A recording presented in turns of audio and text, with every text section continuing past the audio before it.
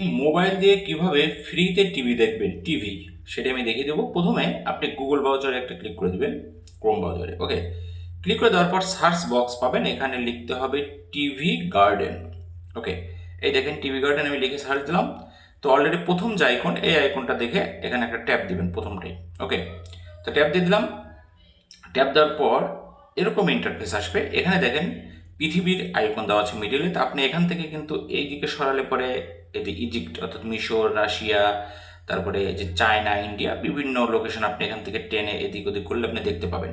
তো সবচেয়ে ভালো হয় সার্চ একটা ক্লিক করবেন। ওকে, সার্চ বক্সে ক্লিক করে এখানে আপনি যে কান্ট্রির টিভি চ্যানেল দেখবেন সেই কান্ট্রির নাম লিখবেন। যেহেতু আমরা বাংলাদেশ, তো বাংলাদেশি লিখে দিচ্ছি। ওকে, তো বাংলাদেশ লিখে দিলাম। লিখে দেওয়ার পর আপনি নিচের দিকে দেখেন, একটু খেয়াল করে দেখেন সার্চ কান্ট্রি একটা অপশন আছে। তো সার্চ একটা ক্লিক করে দেবেন কান্ট্রিতে।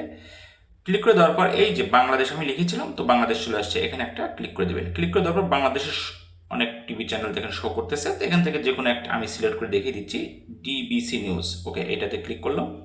ক্লিক করে দেওয়ার পর অলরেডি কিন্তু টিভিতে এখন যেটা হচ্ছে ওইটাই কিন্তু এখানে শো করতেছে। আশা করি বুঝতে পেরেছি।